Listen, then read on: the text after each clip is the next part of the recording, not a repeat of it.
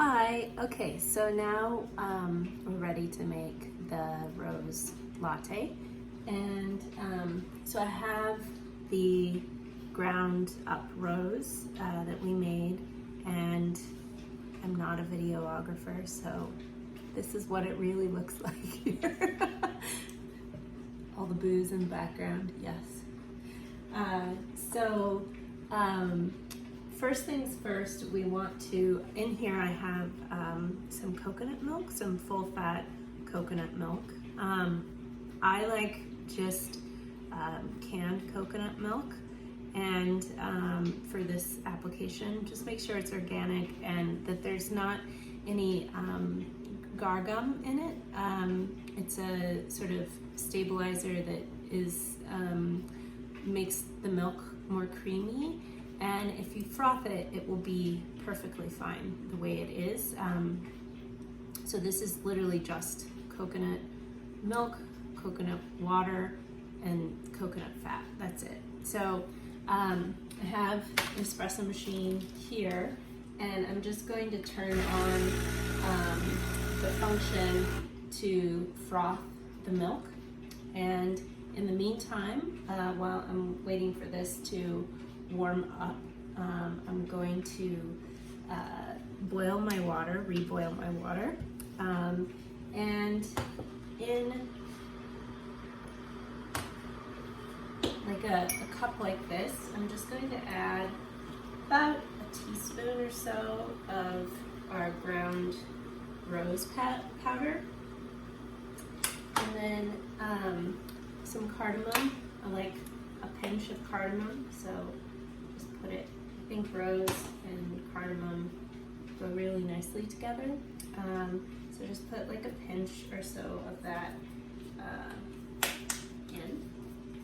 Don't want to waste, so put that back in. And then we'll add our boiling water to this mixture to mix this together. So I'm using Four Sigmatic, their mushroom elixir. I really like this a lot. Obviously, if you have the cordyceps powder, you could definitely use that.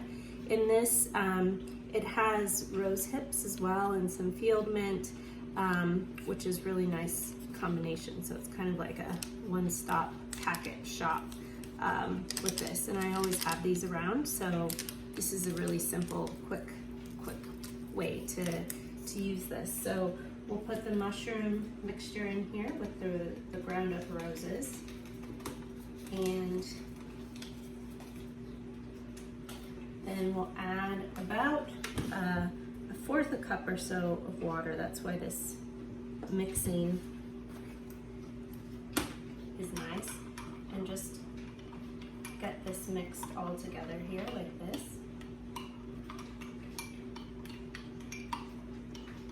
And what this is going to do is it will help to soften the roses up in the boiling water.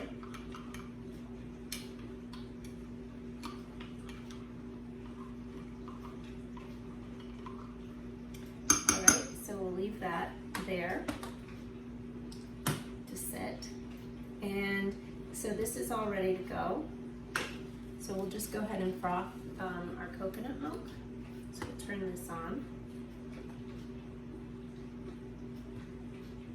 Takes a little bit of time to get the water going. Come on. All right, so once the steam starts coming out, I'll just put this in here.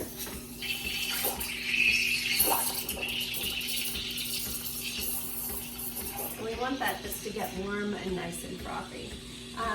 And so then I have one sweetener. So this is a simple syrup that I made, which I'll give you the recipe of how to make it.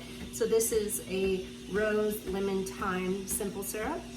With simple syrups, they're really easy to make, and they're a great way to put into cold liquid or warm liquid because they dissolve really quickly. And you can, this one is just made with cane sugar, so it's equal parts cane sugar and water, and then you just bring that to a boil. And then if I add any kind of herbs or anything like that, I won't cook the herbs in the boiling sugar water. I will actually add that afterwards and let it almost steep like a tea. And so this was some lemon thyme that I had grown, and the roses that I showed you that I used to make the rose powder. So this is getting really close. And it's nice and frothy and boiling. So we're good there. So we can use a little bit of this if we want to alter sort of the sweetness of this latte.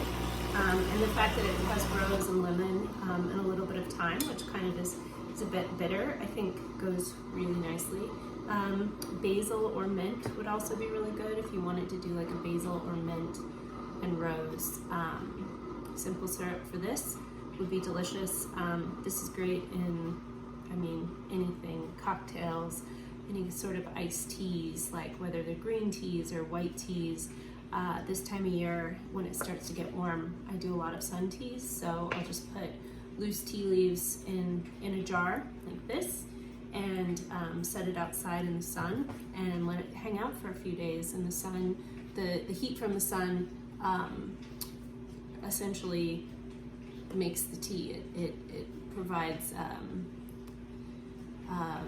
the tea leaves into the water, and it often makes a really strong yet delicate, not bitter sort of tea, which is really nice. And then this is a rhubarb and strawberry syrup. So in the June newsletter, I talked about strawberry syrup, and I've been using the base recipe of that to make all different kinds of things, which is really good. So this one, there's been a lot more rhubarb coming to the farmers markets here. So I've been getting more rhubarb and trying to find all different kinds of ways to use it.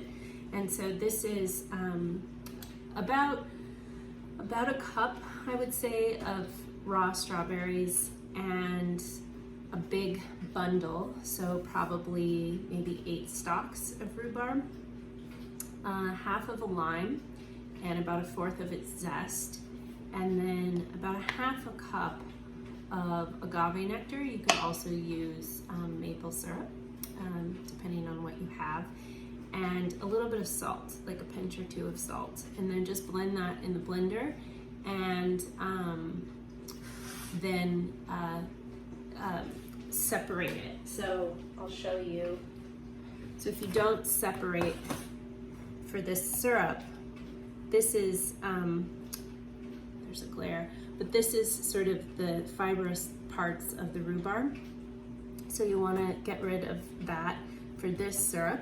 And then I'll often use this fibrous sorts of things for different kinds of recipes. This one I'm going to make a rose and rhubarb coconut cake using coconut flour. It's really nice and light.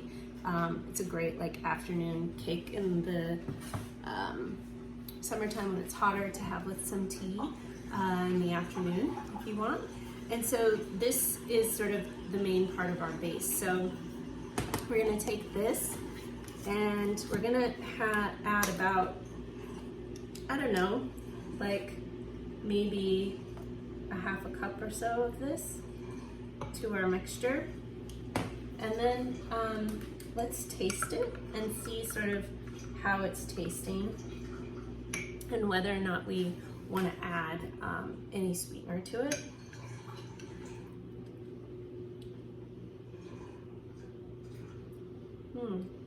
It's actually really nice, just like that. I don't think that we need any kind of sweetener at all for it. So I forgot something. So you'll want to have a strainer. So the other idea, I'm just going to add just a little bit more warm water and give it another stir.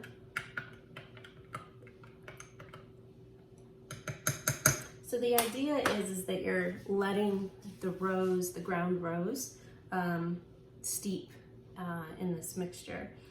And so then the next step is that we're gonna add this into our cup.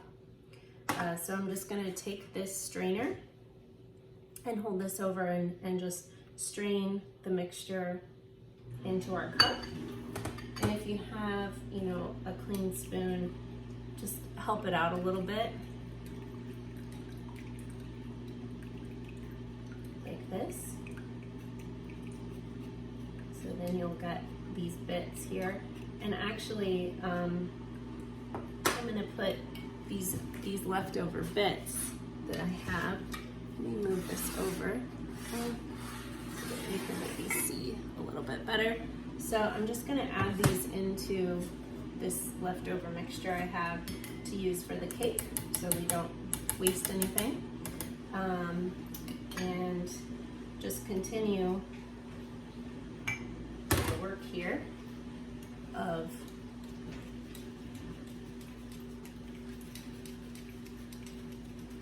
straining this off. So these are your rose petals, and they've, you know, obviously expanded in the warm water.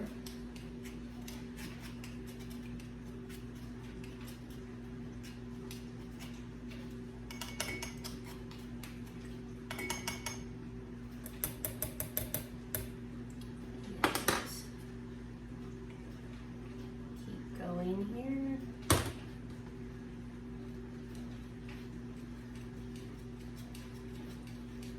And as you work like this, actually, it helps bring everything down in temperature a little bit.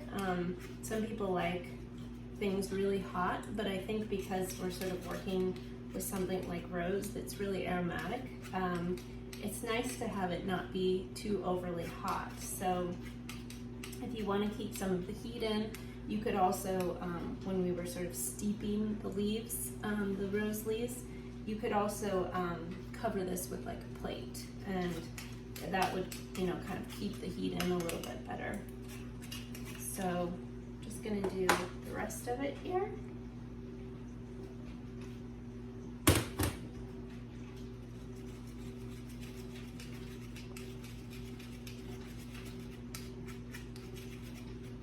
And we're looking good. This also gets rid of any sort of remaining fibrous things from like strawberry seeds or anything like that. So this is a bit more rhubarb forward actually.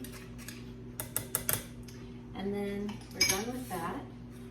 And then we'll just add our coconut milk on top here. And this can put a little bit of rose powder on top to make it look pretty. And this is rose latte. Yeah, the temperature is perfect. It's really delicious. Okay, thanks for watching. Have a good afternoon.